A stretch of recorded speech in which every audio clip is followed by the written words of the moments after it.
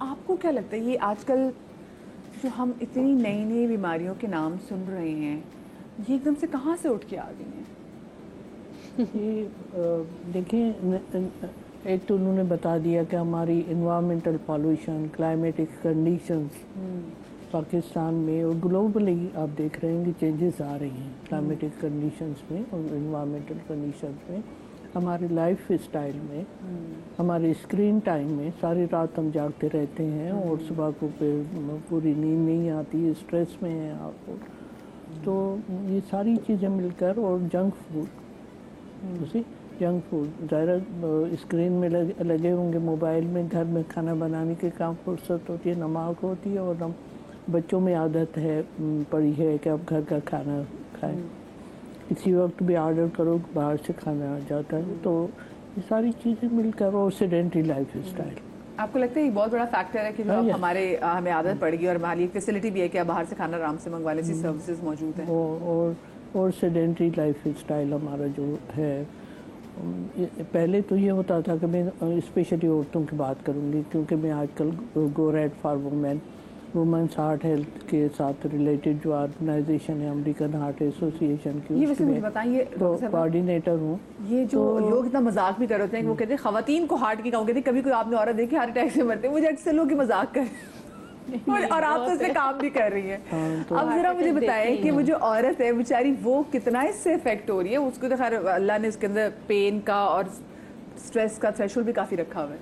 ابھی ہم بات کر رہے تھے اس میں کہ آج کل ہماری اربن اور ایریاز کی عورت جو ہے زیادہ متاثر ہو رہی ہے کارڈیو ویسکولر کمپلیکیشن سے، بیکاز جیسے میں نے پہلے ہی آپ کو بتا دیا کہ یہ رسک فیکٹرز ہیں. عورت میں پھر ایک اور بھی رسک فیکٹر یہ ہو جاتا ہے کہ اس کے اوپر ڈوئل ذمہ داری آ جاتی ہے، اسٹریس گھر کا بھی، اور جہاں پر وہ کام کر رہی ہے وہاں پر بھی جینڈر مطلب انیکوالٹی، مردوں کو زیادہ پریفرنس دیا جاتا ہے آفیسز میں، عورت مطلب جیسے سیکنڈ درجے کی آفیسر ہو.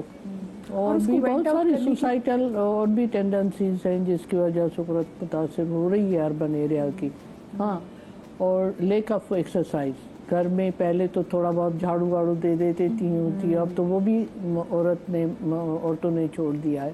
ماسیاں کام کر رہی ہیں اور ہمارا وزن بڑھ رہا ہے. ہارٹ اٹیک نہیں ہو رہا، ماسیاں ہیلدی چل رہی ہیں. جبکہ اربن اور رورل ایریاز میں عورت کام کرتی ہے. آپ نے دیکھا ہوگا کہ ان کی جو اوبیسٹی ہے وہ جنرلائزڈ ہوتی ہے، جبکہ اربن ایریاز کی عورتوں کی جو اوبیسٹی ہے وہ آپ کا ہپ ویسٹ ریشو متاثر ہوتا ہے. وسرل مطلب اوبیسٹی آپ کے پاس زیادہ ہے عورتوں میں. تو دیٹ از دی مین آج کل زیادہ رسک فیکٹر ہے کہ اربن ایریا کی عورتیں کو یہ سی وی ڈی ہو یا کارڈیوویسکولر پرابلم زیادہ ہو رہے ہیں. لوور ایبڈومن کی جو ہیلتھ ہے اس کا ذرا خاص خیال رکھنا چاہیے. صحیح. ڈاکٹر بلقیس، آپ کی نظر میں ایسے کون سے عوامل ہیں جس کی وجہ سے آج کل بہت زیادہ بیماریاں ہم دیکھ رہے ہیں؟ دیکھیں، صفائی کا فقدان، سب سے پہلے تو کہ صفائی کا فقدان.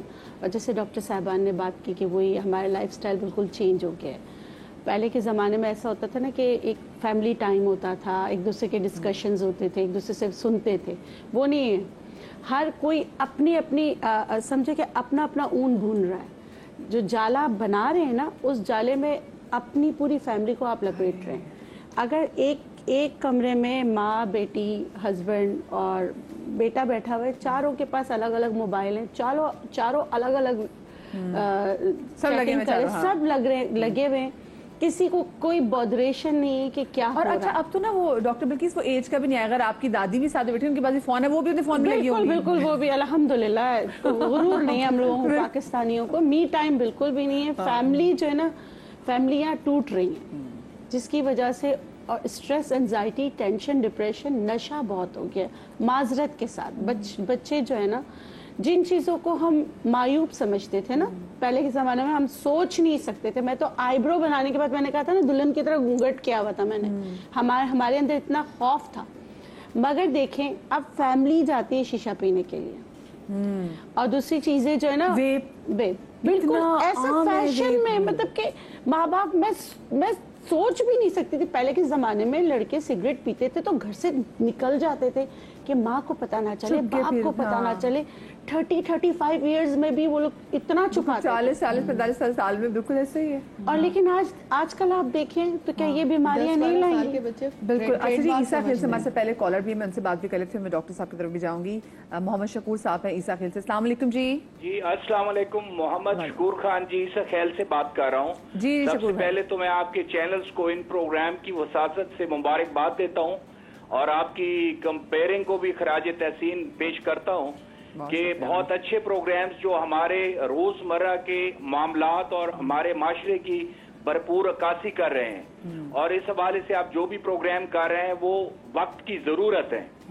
ہمارے جو آج کے پروگرام میں جو آپ نے یہ بہت بڑے معزز مہمان اور ڈاکٹر صاحبان کو انوائٹ کیا ہے, تو میرا یہ کوسچن ہوگا, ڈاکٹر بلقیس بھی تشریف فرمائیں, کہ 3 ڈیزیزز ایسی ہیں جس میں شوگر, ہارٹ پیشنٹس جو ہیں یا ہارٹ کا ڈیزیز ہے, اور اس کے علاوہ جو آپ کو یہ مختلف بیماریاں جو میں خود جو اسٹڈی کر چکا ہوں 2 سے 3 جنریشن تک وہ چلتی ہیں, ہارٹ اور شوگر کا اسپیشلی مرض. تو ہمارے ہاں بھی کچھ ایسے لوگ تھے جن کی ڈیتھ ہوئی تو ان کے پیرنٹس کو بھی شوگر تھا, پھر ان کی اگلی نسل کو بھی وہ شوگر اور ہارٹ کا جو مرض ہے لاحق ہوا.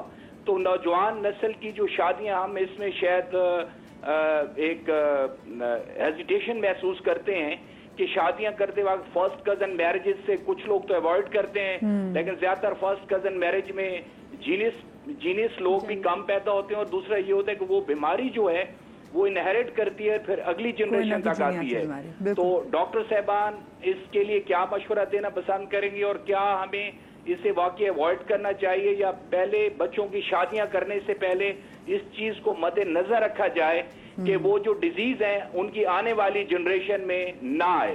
بہت اچھا حوالے سوال سے یہ کائنڈلی آپ بتائیے گا. چلیں, بہت اچھا سوال. عبدالشکور صاحب ہمارا شو بھی دیکھتے رہے گا, اور میں اس میں کزن میرجز کے والے سے بات بھی کروں گی کہ آف کورس بہت ساری فیملی کی جو ڈیزیز ہوتی ہیں وہ آ کے کہیں نہ کہیں پھر ہم دیکھتے ہیں کہ آگے نظر بھی آتی ہے.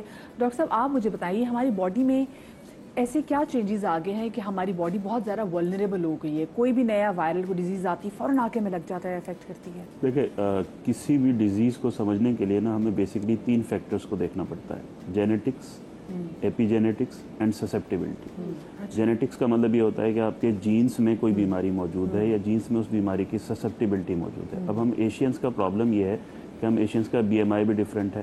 کاکیشینز جو ہوتے ہیں وہ ان کو اوبیسٹی یا موٹاپا جو ہے وہ تقریباً سمجھ لیں کہ اگر 90 کلو سے شروع ہو رہا ہے تو ہم ایشین آلریڈی سسیپٹیبل ہیں, تو ہمارا موٹاپا 80 kg سے شروع ہو رہا ہے. تو اس کا مطلب ہے کہ ہم جینیٹیکلی سسیپٹیبل ہیں کچھ نان کمیونیکیبل ڈیزیز کے لیے. پہلا, اب اس کو جینیٹیکلی سسیپٹیبلٹی کو ہم کچھ نہیں کر سکتے, ہم روک نہیں سکتے, لیکن ایپی جینیٹکس کیا ہوتی ہے, ہم اس کو انوائرمنٹل فیکٹرز پرووائڈ کرتے ہیں تاکہ وہ بیماری ایکٹیو ہو جائے.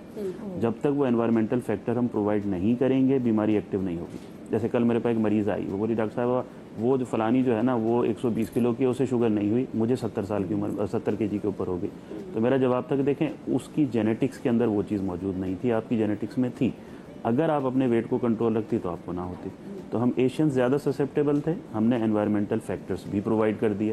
وہ کیا کیا, ہم نے سیڈینٹری لائف سٹائل لیا, ہم نے وائٹ پوائزن جو میں ہمیشہ کہتا ہوں, زیادہ چینی, زیادہ میٹھی چیزیں, زیادہ چاول, ساری چیزیں, وائٹ پوائزن لے لیا.